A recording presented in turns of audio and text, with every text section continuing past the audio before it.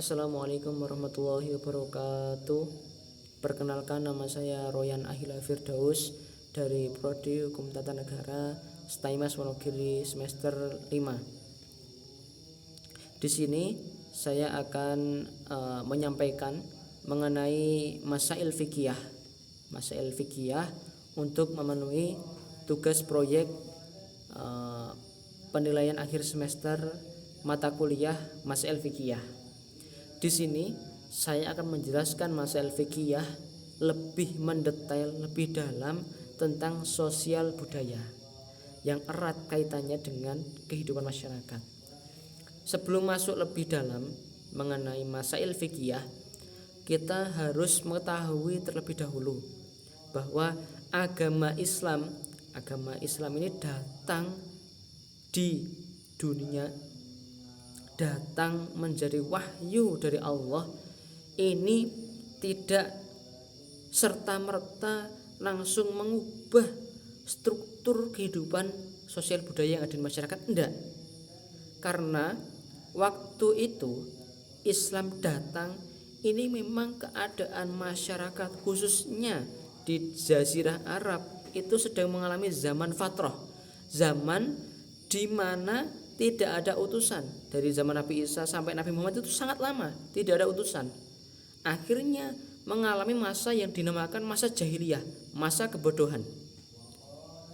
Dari zaman ini bisa kita ambil hikmah, bisa kita ambil hikmah, bisa kita ambil masail fikihnya, bahwa persoalan yang terjadi ini sudah begitu rumit, sudah begitu luar biasa perbedaannya, melenceng dari syariat Allah. Maka Islam datang menjadi rahmatan lil alamin. Dan ketika itu Nabi diutus oleh Allah menerima wahyu pertama, yaitu surat Al-Alaq ayat 1-5 di Gua Hira. Perintah pertamanya apa? Iqra, bacalah. Tidak langsung Allah itu menurunkan satu mushaf Al-Quran jadi satu buku bluk, enggak. Tapi secara bertahap, secara berangsur-angsur. Bahkan dikatakan itu sekitar 23 tahun. 23 tahun Allah menurunkan wahyu Al-Quran. Nah, ini menjadi pertanda bahwa Allah itu tidak serta-merta mewahyukan agama Islam ini langsung berubah drastis, itu enggak. Ada tahapannya, ada prosesnya, ada langkahnya. Maka masail fikih ini menjadi suatu solusi fikih untuk menjawab persoalan-persoalan yang terjadi masa kini. Nah, ini dengan masail fikih. Karena tentunya beda seperti yang di awal saya jelaskan tadi, antara zaman dulu dengan zaman sekarang perkembangan itu sudah beda. Mulai dari perkembangan manusia, ilmu pengetahuan, teknologi semakin bertambah, maka Islam juga harus bisa mengikuti. Secara kontemporernya itu bagaimana? Nah, harus bisa mengikuti. Jangan sampai ketika ada pelanggaran-pelanggaran tidak sesuai dengan hukum Islam, Islam ini tidak bisa menjawab, jangan sampai. Maka diadakan yang namanya masail fikih untuk menjawab problematika yang terjadi di masa kini dan masa yang akan datang. Maka di masail fikih ini juga dipengaruhi beberapa faktor. Faktor pertama karena apa? Karena faktor geografis.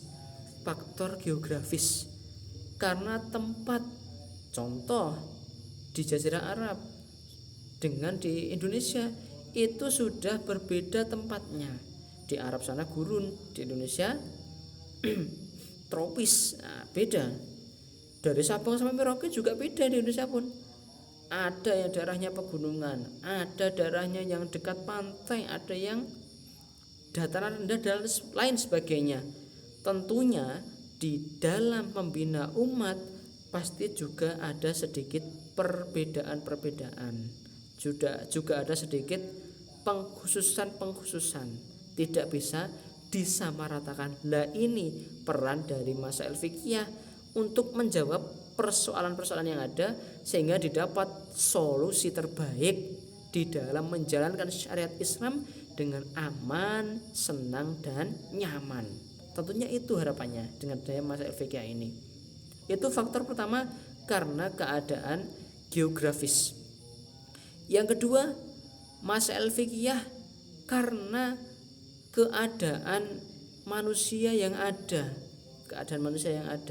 Tentunya manusia, SDM yang ada di suatu tempat itu juga sangat berpengaruh, dekat dengan ilmu, dekat dengan pusat Islam. Pastinya di dalam menjawab, di dalam melihat keadaan zaman yang ada itu juga berbeda dengan keadaan masyarakat yang memang minoritas. Keadaannya Islam atau umat Islam itu memang sedikit, pasti berbeda dengan keadaan yang memang Islamnya itu mayoritas. Contoh, di situ keadaan masyarakatnya dekat dengan pesantren, dekat dengan universitas-universitas Islam. Pastinya di dalam menjalani kehidupan sudah sangat lekat dengan nuansa Islam. Berbeda dengan umat Islam yang hidupnya di daerah memang jarang yang memeluk agama Islam. Tentunya di dalam menjalankan syariat Islam itu juga diperlukan upaya yang luar biasa. Maka masail fikih ini datang untuk membantu menjawab persoalan-persoalan tersebut. Tadi geografis, terus faktor individunya, faktor SDM-nya, faktor keadaannya bagaimana. Itu menjadi faktor-faktor di dalam menjalani masail fikih. Kalau saya menjelaskan zaman dulu, zaman Nabi itu arak itu masih awalnya itu masih dihalalkan, masih diperbolehkan. Akhirnya setelah berjalannya waktu, ternyata arak ini berdampak besar pada kegiatan ibadah, khususnya waktu itu ketika sahabat sholat. Nah, itu ada yang mabuk. Akhirnya Allah menurunkan ayat mengenai larangan meminum arak. Ini contoh juga Islam itu datang disesuaikan dengan perkembangan zaman yang ada, masail fikih yang ada, sama dengan kebudayaan yang ada. Contoh waktu dulu adanya akulturasi agama Islam. Nah, waktu itu dibawa oleh Wali Songo, oleh Sunan Kalijogo. Sunan Kalijogo itu menyebarkan berdakwah agama Islam di Indonesia itu dengan cara lewat budaya, yaitu pewayangan. Padahal pewayangan itu diambil dari kisah Mahabharata Ramayana di India, dari agama Hindu. Nah, tapi agar masyarakat Indonesia bisa menerima, karena waktu itu keadaannya kan sebelum Islam datang memang yang dipeluk agama Hindu-Buddha. Agar Islam ini bisa masuk, bisa diterima dengan baik oleh masyarakat, Sunan Kalijogo menemukan suatu solusi bahwa berdakwah lewat budaya, yaitu dengan pewayangan yang diakulturasikan dengan agama Islam. Maka di India sana tidak ada yang namanya Punokawan, Semar, Gareng, Petruk, Bagong, itu tidak ada. Adanya ya karena akulturasi yang dibawa oleh Sunan Kalijogo. Nah, diakulturasikan dengan agama Islam, maka dikenal yang namanya Jamus Kalimosodo. Itu juga yang dibawa yaitu Sunan Kalijogo. Nah, itu contohnya waktu itu adanya akulturasi agama Islam. Ya diperbolehkan. Yang tidak diperbolehkan itu ketika adanya akulturasi budaya itu dicampur dengan hal-hal yang berbau syirik, itu sudah pasti dilarang oleh agama. Maka ketika waktu ini adanya selamatan 7 bulanan, itu syukuran itu diperbolehkan. Yang tidak diperbolehkan itu adanya mandi di tengah malam, ditentukan waktunya harus jam 12, itu dilarang oleh Nabi, itu dilarang oleh Allah, itu dilarang. Maka ketika mau mengadakan 7 bulanan ini ya harus disesuaikan kembali lagi ke syariat Islam. Ini sebagai bukti kesyukuran bahwa Allah memberikan anugerah besar berupa keturunan, berupa anak yang sehat, yang cerdas, yang baik, yang soleh-solehah. Ya dengan cara syukurnya yang baik. Mungkin diundang satu kampung, diundang satu RT, mungkin kalau agak lumayan banyak diundang satu RT, syukuran kenduri, terus didoakan dengan doa-doa Islam. Itu contohnya. Yang penting tidak dicampuri dengan hal-hal syirik. Yang kedua, Masail fikih menjawab persoalan masa kini. Adanya selamatan di tempat-tempat yang dianggap sakral. Ini tentunya menyalahi dari aturan syariat Islam. Meskipun runtutannya itu untuk syukuran, untuk bersih desa, selagi bersih desa itu tidak ada unsur syiriknya, itu ya tidak apa-apa. Mungkin istilahnya bersih desa tapi hal-hal syirik-syiriknya dibuang, ya tidak apa-apa. Yang tidak boleh itu apa? Ketika ada istilah bersih desa contohnya ya, tapi tetap syukurannya itu ke pohon besar, ke tempat-tempat yang dianggap sakral, itu tidak boleh, tidak sesuai dengan ajaran yang dibawa oleh Nabi. Nah, itu juga masalah fikih ada untuk menjawab persoalan tersebut. Terus adanya lukisan-lukisan, adanya patung-patung, itu juga untuk menjawab permasalahan persoalan masail fikih.